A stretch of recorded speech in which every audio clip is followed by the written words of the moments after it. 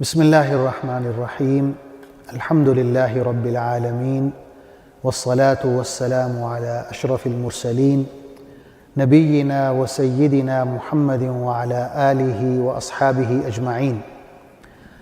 ناظرین السلام علیکم۔ سیرت النبی صلی اللہ علیہ وسلم کے حوالے سے ہماری گفتگو جاری ہے اور آج اس سلسلے کا 5واں پروگرام ہے۔ پچھلے پروگرام میں ہم نے حضور اکرم صلی اللہ علیہ وسلم کا بچپن، لڑکپن، جوانی، شادی اور پھر آپ صلی اللہ علیہ وسلم کی زندگی میں جو مشہور واقعہ ہوا تعمیر کعبہ کا، اس میں آپ صلی اللہ علیہ وسلم کا فیصلہ کرنا حجر اسود کی تنصیب کے حوالے سے ان واقعات کا ذکر کیا۔ آج ہماری گفتگو کا آغاز حضور اکرم صلی اللہ علیہ وسلم کی نبوت و رسالت سے پہلے کی جو صفات مبارکہ ہیں ان سے ہم کریں گے گفتگو کا آغاز، اور پھر کس طرح آپ صلی اللہ علیہ وسلم کو نبوت اور رسالت عطا کی گئی، کس طرح آغاز ہوا، ان امور کا ذکر کریں گے۔ حضور صلی اللہ علیہ وسلم کی صفات مبارکہ نبوت سے پہلے، سب سے پہلے یہ ہے کہ آپ صلی اللہ علیہ وسلم کو بہت زیادہ تفکر اور تدبر کا، یعنی آپ ایک طویل تفکیر اور تدبر میں محو رہتے، طویل خاموشی آپ اختیار کرتے، زیادہ گفتگو نہیں کرتے تھے، یعنی اپنے معاشرے کے بارے میں آپ سوچتے رہتے، جو ظالمانہ نظام رائج تھا اس کو کس طرح تبدیل کیا جائے اس کے بارے میں سوچتے رہتے، غلاموں کے ساتھ جو سلوک کیا جا رہا تھا، عورتوں کے ساتھ جو سلوک کیا جا رہا تھا، حقوق کے حوالے سے جو بنیادی حقوق تھے انہیں کس طرح پامال کیا جا رہا تھا۔ اس کے علاوہ آپ صلی اللہ علیہ وسلم کا یہ بھی ہے کہ آپ نے ہمیشہ اچھے کاموں میں حصہ لیا، جیسے تعمیر کعبہ کے حوالے سے گفتگو کی گئی۔ آپ صلی اللہ علیہ وسلم نے کسی برے کام میں نہ کبھی حصہ لیا، نہ کبھی تعاون کیا۔ آپ نے کبھی کسی بت کو سجدہ نہیں کیا، آپ نے کبھی شراب نہیں پی، آپ نے کبھی جھوٹ نہیں بولا، آپ نے کبھی امانت میں خیانت نہیں کی۔ آپ صدق کے، سچائی کے پیکر تھے، شرم و حیا کے پیکر تھے، ہمیشہ کمزور کی مدد کرتے، آپ بہت زیادہ مہمان نواز تھے۔ حضرت خدیجہ رضی اللہ تعالی عنہا جو آپ کی زوجہ محترمہ ہیں، حضور صلی اللہ علیہ وسلم کی تعریف فرماتی، آپ کے الفاظ ہیں: انت تحمل الکل وتکسب المعدوم وتقرئ الضیف وتعین علی نوائب الحق، کہ آپ کمزور کی مدد کرتے ہیں، جو غریب ہے اس کو آپ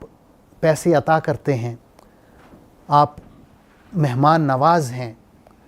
اور جو مصیبت زدہ ہیں، کمزور ہیں، آپ ان کی مدد کرتے ہیں۔ تو یہ صفات حمیدہ نبوت سے پہلے ہم دیکھتے ہیں کہ آپ صلی اللہ علیہ وسلم کی شخصیت کا حصہ ہے۔ آپ صلی اللہ علیہ وسلم جب 37 برس کے ہوتے ہیں تو جو آپ صلی اللہ علیہ وسلم کی صفت تفکر اور تدبر ہے، اس میں مزید اضافہ ہو جاتا ہے۔ آپ، جیسا کہ میں نے عرض کیا، معاشرے کے بارے میں، معاشرے میں جو ظالمانہ نظام رائج ہے اس کے بارے میں آپ سوچتے ہیں، آپ تنہائی میں بیٹھتے ہیں، اور جیسا کہ حضرت عائشہ رضی اللہ تعالی عنہا کی ایک روایت ہے، آپ فرماتی ہیں کہ حضور صلی اللہ علیہ وسلم غار حرا پر تشریف لے جاتے اور وہاں آپ کئی دن اور کئی راتیں گزارتے۔ آپ کچھ کھانے پینے کا سامان، کچھ ستو ساتھ لے جاتے اور وہاں بیٹھ کے اللہ کے بارے میں، اللہ کی کائنات کے بارے میں، اللہ کی مخلوق کے بارے میں، اس معاشرے کے بارے میں جس میں آپ رہ رہے ہیں، اور اس کے ظالمانہ نظام کے بارے میں کہ اس کی کس طرح اصلاح کی جا سکتی ہے، آپ تفکر کرتے، تدبر کرتے، سوچ بچار کرتے۔ بخاری شریف میں روایت آتی ہے، حضرت عائشہ رضی اللہ تعالی عنہ روایت کرتی ہیں، آپ فرماتی ہیں اول ما بدأ به رسول اللہ صلی اللہ علیہ وسلم من الوحی الرؤیا الصالحہ، کہ حضور اکرم صلی اللہ علیہ وسلم پہ جب سب سے پہلے وحی کا آغاز ہوا وہ سچے خواب کی شکل میں ظاہر ہوا۔ یعنی جب آپ صلی اللہ علیہ وسلم 40 سال کی عمر کو پہنچے تو آپ کو خواب آنے لگے جو صبح روشن کی طرح سچ ثابت ہوتے، آپ جو بھی خواب دیکھتے وہ سچ ثابت ہوتا۔ اسی طرح یہ تقریباً 6 ماہ کا عرصہ ہے جس میں بخاری شریف کی اس روایت کے مطابق آپ صلی اللہ علیہ وسلم کو سچے خواب آتے۔ اس کے بعد آپ فرماتی ہیں ثم حبب الیہ الخلاء، کہ پھر آپ تنہائی پسند ہو گئے، وکان یخلو بغار حراء فیتحنث فیہ، کہ آپ صلی اللہ علیہ وسلم غار حراء میں چلے جاتے اور وہاں تنہائی میں بیٹھتے، اللہ کی عبادت کرتے۔ پھر آپ فرماتی ہیں فیتحنث فیہ وہو التعبد اللیالی ذوات العدد، کہ کئی راتیں آپ غار حراء میں جا کے بیٹھتے اور اللہ کی عبادت کرتے، پھر اپنے گھر واپس آتے اور مزید کچھ کھانے پینے کا سامان لے کر دوبارہ غار حراء میں تشریف لے جاتے۔ پھر آپ فرماتی ہیں کہ ایک دفعہ جب آپ غار حراء میں موجود تھے کہ جبریل علیہ السلام تشریف لاتے ہیں اور وہ آپ سے آ کے کہتے ہیں کہ پڑھیں، تو آپ صلی اللہ علیہ وسلم فرماتے ہیں کہ میں پڑھنا نہیں جانتا۔ تو جبریل علیہ السلام آپ کو گلے سے لگاتے ہیں اور زور سے بھینچتے ہیں، جیسے ہم کسی سے زور سے گلے ملتے ہیں، اور پھر دوبارہ کہتے ہیں کہ اقرأ، پڑھیں۔ حضور صلی اللہ علیہ وسلم یہی جواب دیتے ہیں ما انا بقاری، کہ میں پڑھنا نہیں جانتا۔ تو دوبارہ اور پھر تیسری دفعہ ایسے ہی کرتے ہیں، یہاں تک کہ جبریل علیہ السلام اللہ کی طرف سے جو پہلی وحی ہے وہ آپ صلی اللہ علیہ وسلم کے سامنے پڑھ کے سناتے ہیں، یہ کہتے ہوئے اقرأ بسم ربک الذی خلق، خلق الانسان من علق، اقرأ وربک الاکرم الذی علم بالقلم، علم الانسان ما لم یعلم، کہ پڑھو اپنے پروردگار کے نام سے جس نے پیدا کیا، جس نے انسان کو جمے ہوئے خون سے پیدا کیا۔ پڑھو تمہارا پروردگار بہت کرم والا ہے جس نے انسانوں کو قلم سے سکھایا، اور انسانوں کو وہ سکھایا جو وہ پہلے نہیں جانتا تھا۔ جب یہ واقعہ ہوا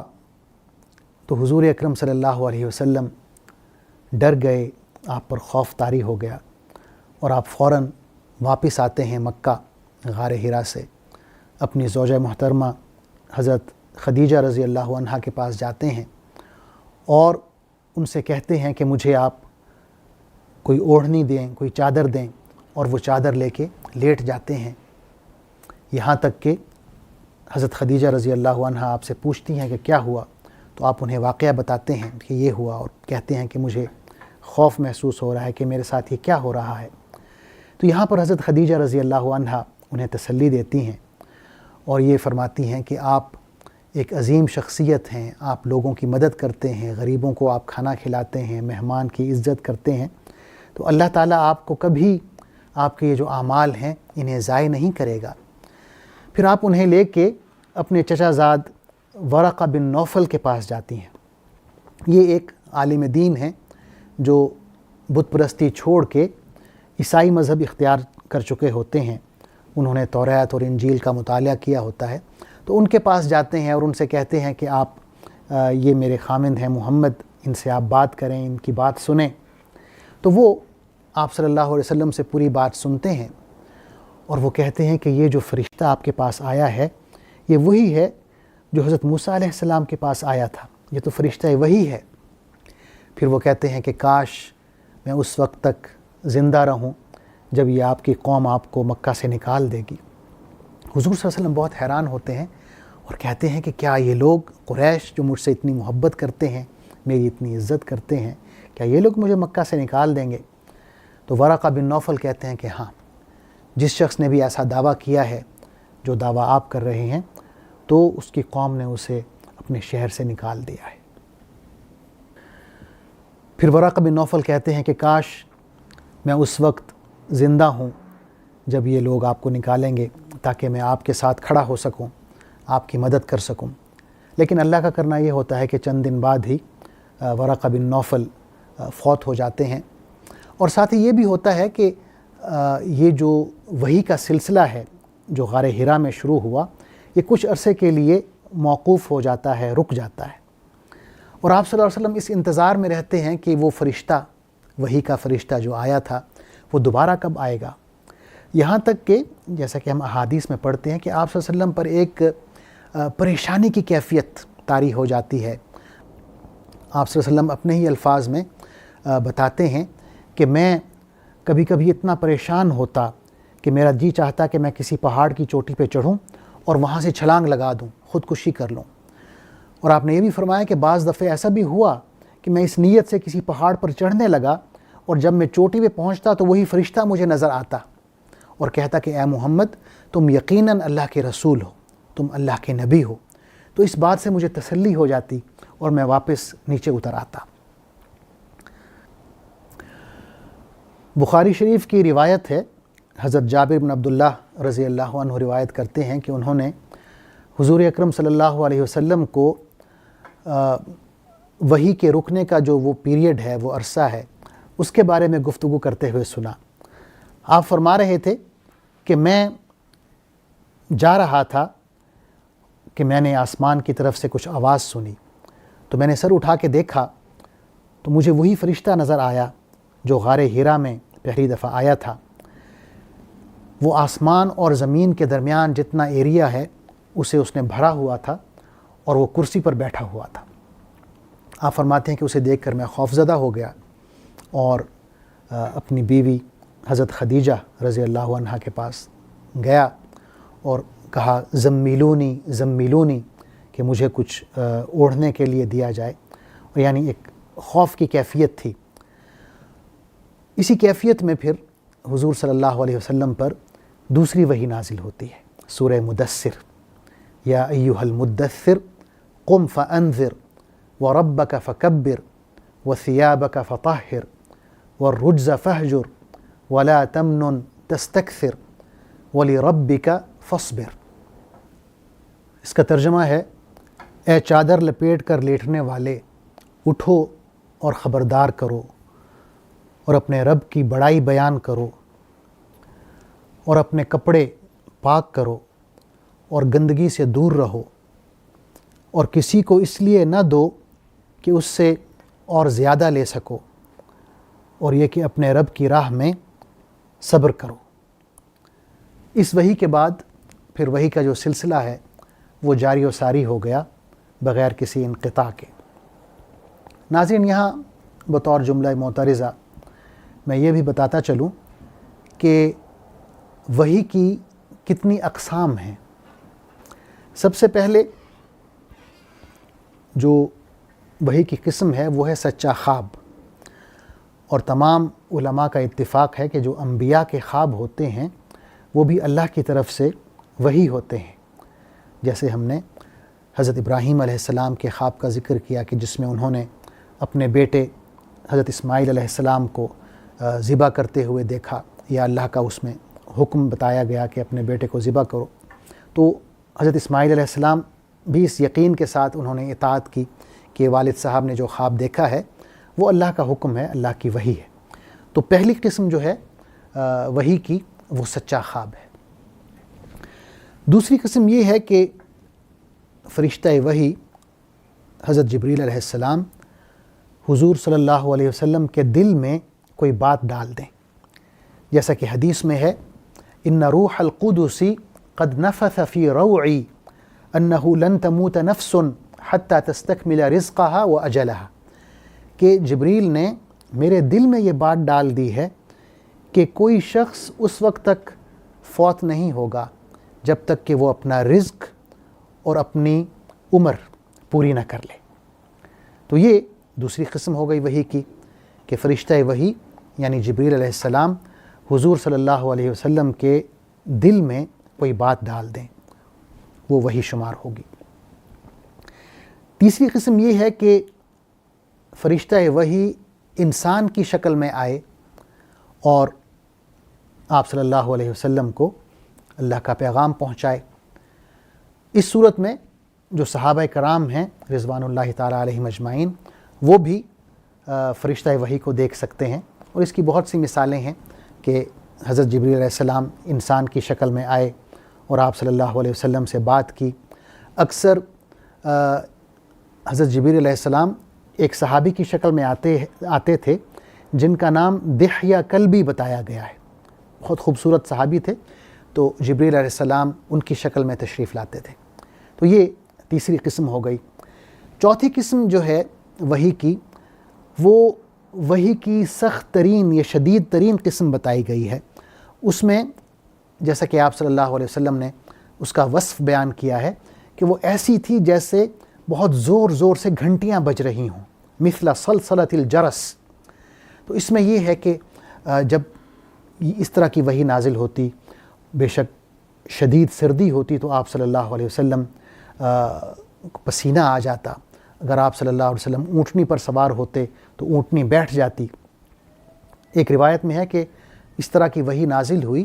اور آپ صلی اللہ علیہ وسلم کے ساتھ حضرت زید بن ثابت بیٹھے ہوئے تھے، اور کیفیت اس طرح تھی کہ آپ صلی اللہ علیہ وسلم کا جو گھٹنا مبارک ہے وہ آپ کے حضرت زید بن ثابت رضی اللہ عنہ کے گھٹنا مبارک کے اوپر تھا، اور آپ کے گھٹنے کا وزن اتنا زیادہ ہو گیا اس وحی کے اثر کی وجہ سے کہ حضرت زید بن ثابت کہتے ہیں کہ مجھے یوں لگا کہ میری ٹانگ ٹوٹ جائے گی۔ یہ ایک قسم ہے کہ زور زور سے گھنٹیوں کی آواز آتی اور اسی کیفیت میں اللہ تعالیٰ کی وحی نازل ہوتی، اللہ کا پیغام آتا۔ پانچویں قسم یہ ہے کہ فرشتہ وحی اپنی اصلی شکل میں، یعنی جس صورت میں اللہ نے اسے پیدا کیا ہے، اپنی اصلی شکل میں وہ حضور صلی اللہ علیہ وسلم کے سامنے حاضر ہو جاتا۔ اور اس طرح کے دو واقعات ملتے ہیں کہ جبریل علیہ السلام اپنی اصلی شکل میں تشریف لاتے ہیں۔ چھٹی صورت یہ ہے کہ اللہ تعالیٰ آپ پر براہ راست وحی کریں، جیسا کہ ہم دیکھتے ہیں کہ معراج کے واقعے میں نماز کی فرضیت، یہ اس کی ایک مثال دی جا سکتی ہے۔ وحی کی ایک قسم یہ بھی ہے جو کہ ساتویں ہے کہ اللہ تعالیٰ براہ راست حضور صلی اللہ علیہ وسلم سے گفتگو کریں، جیسے اللہ نے حضرت موسیٰ علیہ السلام سے گفتگو کی۔ واقعہ معراج میں ہی ہمیں یہ مثال بھی ملتی ہے کہ اللہ تعالیٰ نے حضور اکرم صلی اللہ علیہ وسلم سے براہ راست گفتگو فرمائی۔ وحی کی آخری قسم جو ہے اس میں علماء کا اختلاف ہے کہ ایسا ہوا یا نہیں ہوا۔ وہ یہ ہے کہ اللہ تعالیٰ حضور اکرم صلی اللہ علیہ وسلم سے بغیر کسی حجاب کے گفتگو کریں، اور جیسا کہ میں نے عرض کیا کہ اس پہ علماء کا اختلاف ہے۔ بعض علماء کا یہ موقف ہے کہ ایسا ہو سکتا ہے یا ہوا، اور بعض علماء کا موقف ہے کہ ایسا نہیں ہوا۔ اللہ زیادہ بہتر جانتے ہیں کہ اس میں کیا چیز قرین قیاس ہے، کیا ہوا یا کیا نہیں ہوا، لیکن علماء نے اس کا ذکر کیا ہے کہ یہ بھی وحی کی اقسام میں سے ایک قسم ہے۔ یہاں ہم اپنی گفتگو ختم کریں گے۔ اگلے پروگرام میں انشاءاللہ حضور اکرم صلی اللہ علیہ وسلم کو اللہ تعالیٰ نے کس طرح باقاعدہ دین کی دعوت کا آغاز کرنے کا حکم دیا ہے، اس پہ انشاءاللہ گفتگو ہوگی، اور یہ کہ حضور اکرم صلی اللہ علیہ وسلم کی دعوت کے جو مراحل ہیں وہ کون کون سے ہیں۔ جو بنیادی مراحل ہیں وہ دو ہیں، ایک مکی دور ہے اور ایک مدنی دور ہے۔ پھر دونوں دور کے کیا کیا خصوصیات ہیں ان کا بھی انشاءاللہ ہم اگلے پروگرام میں ذکر کریں گے۔ تب تک کے لیے اجازت دیجیے۔ اللہ حافظ، والسلام علیکم ورحمۃ اللہ وبرکاتہ۔ اللہم صلی علی سیدنا محمد وعلی آلہ وصحبہ وسلم اللہم صلی علی سیدنا محمد وعلی آلہ وصحبہ وسلم.